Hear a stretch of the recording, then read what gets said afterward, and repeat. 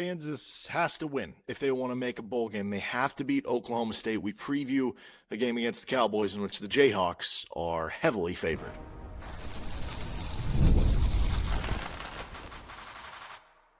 You are Locked On Jayhawks, your daily podcast on the Kansas Jayhawks. Part of the Locked On Podcast Network, your team every day. What's going on? Derek Johnson here. This is Locked On Jayhawks. Thanks for making it your first listen every day, and thank you to the everydayers catching each and every episode of the show. We are free and available anywhere you get your podcast, including on our YouTube page where you can like and subscribe. And on today's edition, we're going to be breaking down, previewing the Kansas-Oklahoma State game. We'll get into our top storylines, injury news. We'll get into our opponent scouting report of the Cowboys, what they bring to the table, and the matchups of the game, how Kansas can come out on top against the Cowboys. Today's episode of Locked On Jayhawks is brought to you by FanDuel. Right now, new customers can bet just $5, and if your bet wins, you'll get $300 in bonus bets to use across the app. Download the FanDuel app today. So Kansas takes on Oklahoma State, 3 o'clock game, second to last home game for KU in Lawrence. It'll be very interesting to see what the attendance is. I still think it'll be a good attendance. It's before it's getting to like Arctic cold weather once we get into like December and stuff. 3 o'clock is a solid time for a game. I don't know if it'll be a sellout, but I still think they'll get, 35, 40,000, somewhere in that range would be my guess. But for Kansas, this now is you're on your final season of the year. Your final 4 games are your final season now because you need to go 2-2. And to make it into a bowl game, to salvage a bit of this season, to avoid missing a bowl game in back-to-back seasons, you got to win this game. There's not a path of you making it to a bowl game without winning this game. You are a heavy favorite. You should win this game. And so to that standpoint too, this would probably be the worst loss of the Lance Leipold era if you do lose the game. Now, ideally, you're not losing the game and you're taking care of business and you're crushing Oklahoma State. And then you feel like you shake off the previous couple of weeks and you're like, can we just nab one more of the last 3, right? That is kind of the goal of what you're looking to walk away from this game with, right? Beyond the team, like and part of what will go into what happens in this game the rest of the season, KU needs Jalon Daniels to bounce back in this one. They need Jalon to look like the guy he was over the first 7 games, which was quite honestly one of the best quarterbacks in the country. It was not that way against Kansas State. And you could say that, hey, there's not that big moment on his resume. Well, this isn't an opportunity for a big moment. This is just where you're looking for him to do the things where he puts up big stats and has big games and performs well for you as you try to crush Oklahoma State and then just kind of move on from there. They need him to bounce back, though. It's not just for this game and trying to win and, get your confidence, get your mojo back. It's him trying to get his confidence and get his mojo back. Because you don't make it to a bowl. Like, if you win this game by 3, but Jalon Daniels doesn't look like Jalon Daniels, Jalon doesn't regain his confidence again, it's not going to matter in the final 3 games. So as much as it's important for KU to win on the scoreboard, that would be the biggest kind of, story or win along the way that they could try to gather from this game as well. The last storyline that I kind of have here is, before we get to the injury news, is the potential for, kind of a revenge game for Doug Meacham and Clint Bowen. So Doug Meacham was the former KU offensive coordinator under David Beatty at Kansas. He was hired away from TCU and brought in an air raid system, and there was a lot of excitement when KU brought him aboard. Didn't totally work out at KU. I don't know how much I blame Doug Meacham for some of that stuff, but it didn't really work. And he ends up getting let go like in the middle of a season. The most memorable, honestly, thing for me with Doug Meacham was there was that game against TCU on I think it was on Fox or something on like a Saturday night. And I don't know, KU had like negative yards for it might have been for the full game. I don't know. It was really bad. And there was just like a picture. I remember Jesse Newell, who at the time was working with the Star, took a picture, and back in the corner, like that you could see like on this like staircase was Doug Meacham looking like the most sad, depressed person of all time. Like, what did I get myself into? I don't know how to get out of this. And unfortunately, now he's in another very similar position to that with Oklahoma State. He was the offensive coordinator. Now he's the interim head coach after Mike Gundy was let go. But point being, could this be a revenge game for him? It is a little different with coaches than it is players, right? Like with a player, it's like if I have a revenge game, I'm extra motivated. I'm going to hit harder. I'm going to be more fearless. Like, I don't know, the mentality can be a little bit different. what is the coach going to do? If a coach is going to be more angry or more aggressive, it's like, I don't know, what is that going to do? Now, maybe it does lead to being more aggressive on fourth down. And if you're rolling the dice and the dice come up, good for you, then that works out in your favor. But I don't know, maybe it's instead of getting coaches get so little sleep, maybe it's instead of getting 4 hours of sleep, he's getting 2 hours of sleep this week to try to get revenge. I don't know where that comes. The other one is Clint Bowen. And Clint Bowen was a former KU player, very good KU defender who then eventually became a longtime assistant coach for KU, eventually became the defensive coordinator. He eventually became the interim head coach for KU when they almost upset TCU, back when TCU probably should have made it to the college football playoff.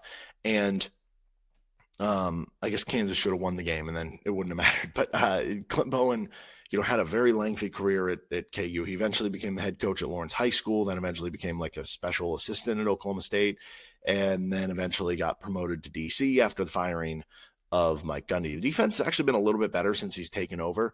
But again, like he's somebody who will he feel spurned that, he was eventually let go by Kansas. And after all these years, like, is he going to want a bit of a revenge game? It'll be very interesting to kind of monitor both those things and what impact those have on this game for both teams.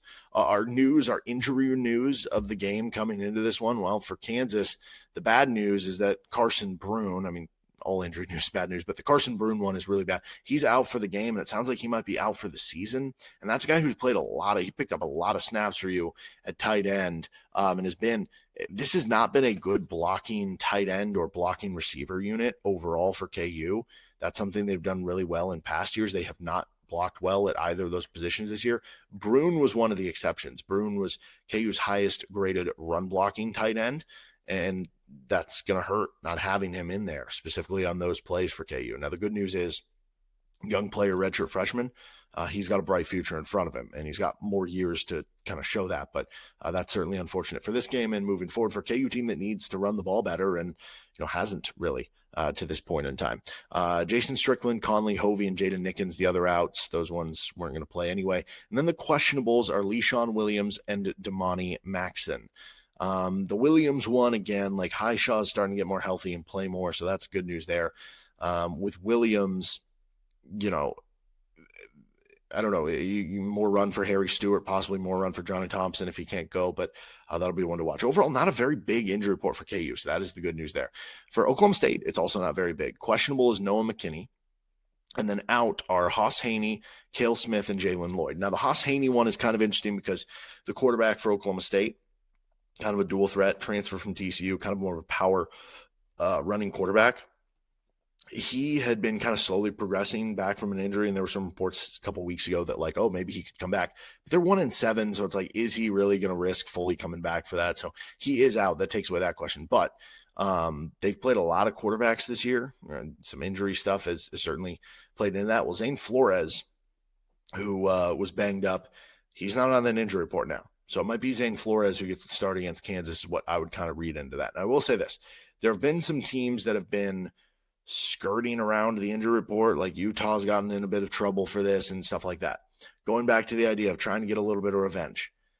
Because I think, I don't know what happened. You get fined or whatever. But if you're the interim coach, does it still apply? I don't know. I guess it would.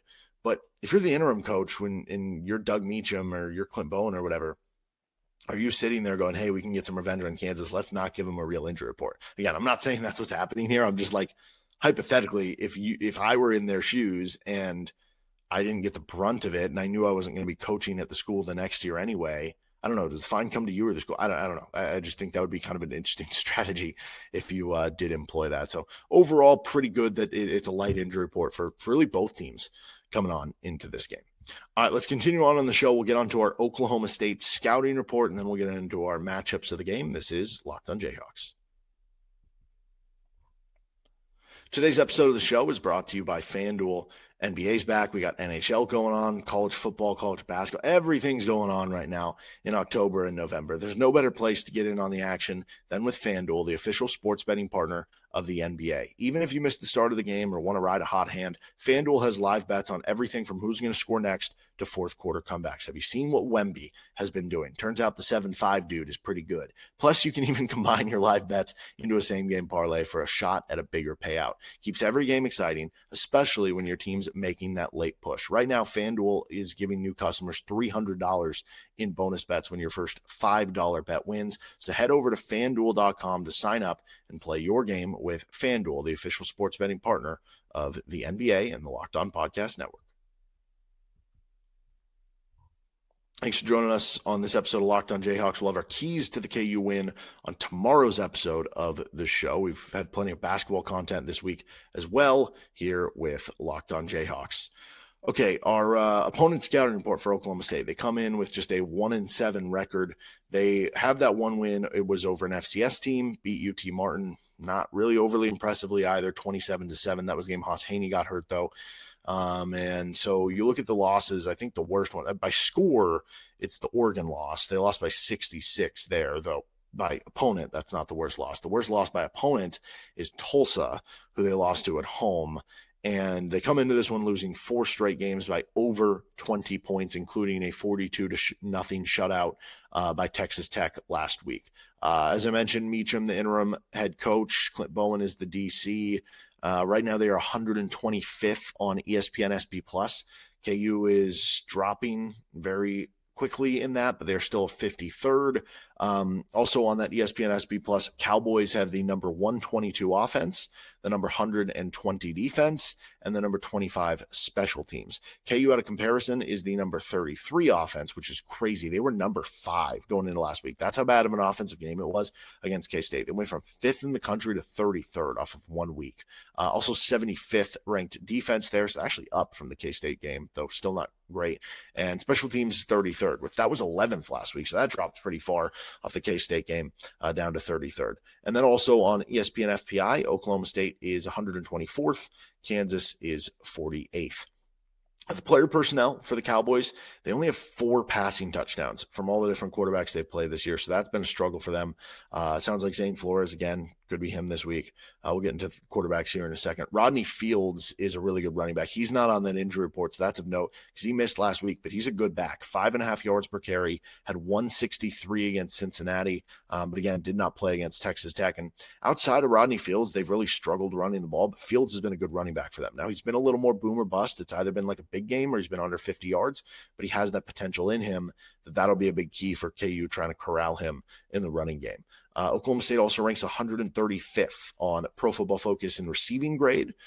And obviously, I'd imagine some of those struggles are quarterback related too, but that's not great either. The struggles on their offensive line are more in run blocking. They're 111th there. They're 24th in pass blocking grade, though, on Pro Football Focus. So that's actually, not as bad as you would think with where Oklahoma State has been so far this season. So the offensive line kind of hit or miss. It's kind of a tale of 2 stories with what you're talking about. Now, if you are looking at sacks per attempt, they're 74th in the country. So comparatively to having the 132nd quarterback rating in the country and 133rd yards per attempt, it's actually not like that bad. But again, the O-line run push is also 110th in the country. So O-line kind of a mixed bag, but hasn't been great so far this year. In the secondary, they've had 1 good corner basically and 1 decent safety on PFF grades, but a lot of bad in there. They've only forced 3 interceptions all year long. And then special teams wise, their kicker is 11 of 13, long of 49 yards. So they've been good there. They're also 3rd in the Big 12 in yards per punt. So they've actually been solid in some of those areas. You look at the quarterback position for Oklahoma State. 4 different quarterbacks for the Cowboys have thrown at least 10 passes this season. Zane Flores has 140 attempts with just a 55% completion rate. He's only averaging 5 yards per attempt, and he has 0 touchdowns, 3 interceptions. He might get the start this week. Sam Jackson, the 5th. He could play, who knows, 65 attempts with 52%, 5.5 yards per attempt with 1 touchdown to 2 picks. Noah Walters has 14 throws, and then Haas Haney, before he got hurt, had 10 throws. And you look at Jackson, he was the guy last week. He goes 9 of 19 for just 48 yards. Walters was 5 of 12 for 39 yards. Again, that's a very good Texas Tech defense, but those are both ugly stat lines. A week prior, it was Jackson. He was the lone guy against Cincinnati. He went 11 of 19 for 149 yards and a pick. So it just hasn't been great for them, regardless of who the quarterback is. But overall, Oklahoma State is last, you put it all together, by a good measure in yards per attempt passing in the Big 12. They are 10 points lower in pass efficiency rating than even West Virginia, who I think we saw didn't have the best quarterback situation either. It's a lot of short passes in terms of where they want to go with it. So defending, without a big cushion, I don't want to see KU have a big cushion in this game. I know they just got burnt deep a bunch against Kansas State, and I'm sure Oklahoma State saw that on film, and they're going to take some shots to test it. But overall, this is still an offense that if you look at the passing chart, they're throwing the ball short a lot. Tackling in space is going to be important because of that too if you're Kansas. Key stats. 4 happy stats for Oklahoma State. They are 96th percentile in havoc rate defensively. So they have not been good, obviously, but they're getting a lot of negative plays. They the number of tackles for loss, the passes defended, the forced fumbles, those are all things that go into havoc rate, and they have a really good one. So that's going to be the thing for KU. You might take some negative plays in this game, but just understand that other teams have too against Oklahoma State, and they've been able to overcome it. They're 49th in the country, so top 50, at least they're above average in success rate against the run defensively. And the big reason why they don't give up explosive runs, they really limit them. And Kansas hasn't really gotten explosive runs all season long. So knowing that, I'm not sure that I'm really going to expect any in this game either. Oklahoma State's also +2 in net sacks. If you take sacks for minus sacks against, basically how often are you sacking the opposing quarterback versus how often you're being sacked. So they're +2. They're getting more sacks than they're giving up. That ranks 9th in the league. It's basically average. That's actually better than KU. KU is below Oklahoma State in net sacks. And then Oklahoma State's only 14th of the 16 teams in the Big 12 in third down conversion percentage, which obviously isn't good. But the reason it's in happy stats is it's somehow better than KU, who is 15th at 32.7%. So even though that's not a good thing for them, it actually is better on paper than what KU has. 4 sad stats coming into this one. I could get fancy here and tell you they're 134th in EPA per play offensively, which they are. But here's a simpler one. They're averaging only 14.5 points per game. That's last in the Big 12. And the difference between where they are and 15th place, second to last, West Virginia, it's wider than the gap between where Kansas is at 10th all the way to BYU in 4th. So it's they are by far scoring the least points in the league. They're also last in the Big 12 in points allowed per game at 38.9. The difference there to 15th, Baylor, is wider than Kansas at 12th to Arizona at 7th. So again, another gap there. And then they are 123rd in EPA per play defensively against the pass. If ever Jalon Daniels is going to have a slump-busting game and break out of the K-State game, what we saw there, it would be this one because they are allowing an astounding 9.5 yards per attempt passing. Jalon Daniels is 3rd in the Big 12 right now, averaging 8.5 yards per attempt. Let that sink in. Jalon Daniels 3rd in the Big 12, averaging 8.5 yards per attempt. The Oklahoma State defense is giving up 9.5 yards per attempt right now. Jalon should feast in this game. And then they're also last in the Big 12 in touchdown percentage allowed in the red zone is Oklahoma State, as well as points per red zone trip. They're giving up 4.93 points per red zone trip.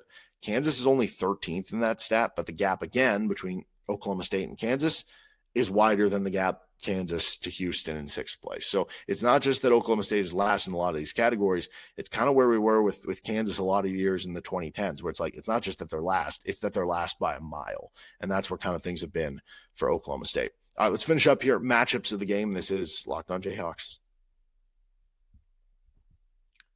Today's episode of LOJ is brought to you by Mazda. Mazda crafts cars for those who do more than simply move. From footwork to breathwork, athletes sweat all the details. Mazda brings the same intention to how we craft every model. You can make everyday drives feel like anything but, from smooth handling to intuitive controls. With all-wheel drive standard in every crossover SUV, you can drive with confidence through almost any season. Like our players, we sweat every detail because when you make every move count, impossible becomes irrelevant. Mazda, move and be moved. Thanks for joining us on this episode of Locked On Jayhawks as we break down the KU Oklahoma State game, and Jayhawks looking to take down the Cowboys. How do they get it done? First down for KU. Mentally show up and play your game. KU is the better team. KU's the better team on paper here. Even with KU's troubles in recent games, you're still good enough in this one to come in as a 24-point favorite. That should tell you enough to be if Oklahoma State wins this game, it's because Kansas probably shot themselves in the foot. Sure, Oklahoma State could have some players have, really good performances and go off in this game and Clint Bowen and Doug Meacham have good game plans, but like at the end of the day, if KU plays their game and doesn't, make a bunch of sloppy plays or dumb football or turnovers or whatever, you're going to be fine. So for this team's faults, they've shown to perform pretty well too against bottom tier competition. You think of the West Virginia game, you think of the easier games on their schedule, Fresno State, you think of Wagner. They've been able to come up big there. So just play your game and mentally shake off what has recently happened, and you're going to be fine here.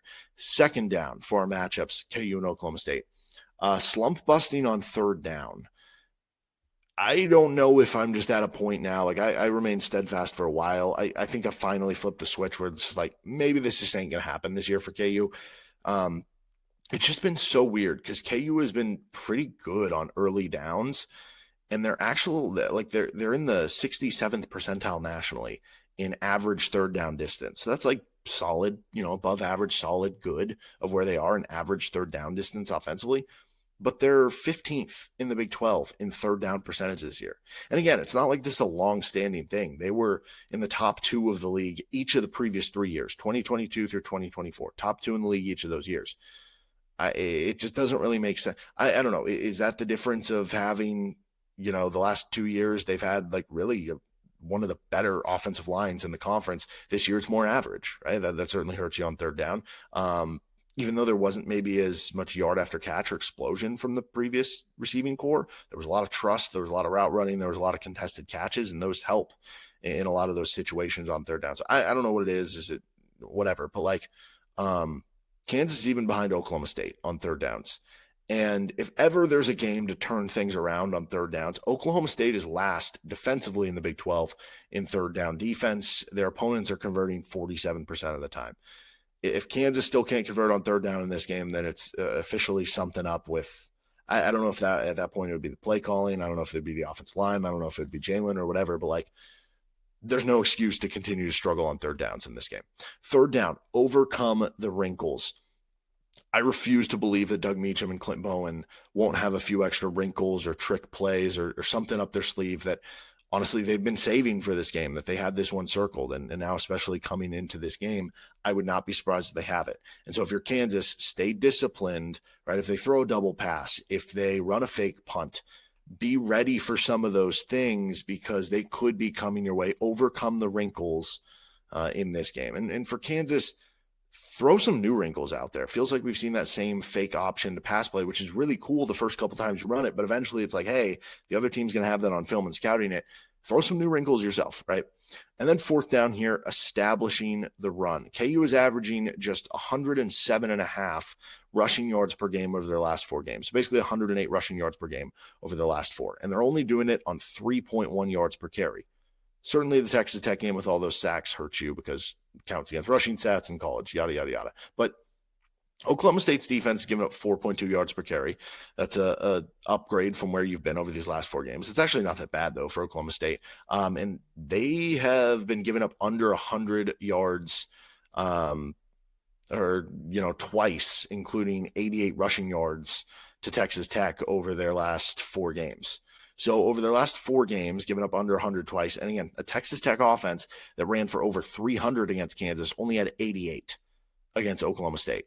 So it's actually been a pretty decent run defense, especially with Clint Bowen as the DC. Now, we have seen Clint Bowen defense. If you think of the Samaje Perine game where they did get torched from that, but I don't know the relation with that offense with what this Kansas one is. But in a game where you want KU to kind of steady the ship and dominate this game, you're going to have to run the ball well. You can't just fully expect Jalon Daniels to have 400 yards and the defense to play shutdown. And like, if you run the ball, it keeps the defense a little out. Like, make things easier on Jalon Daniels. So Highshaw arguably off his best game of the year against Kansas State.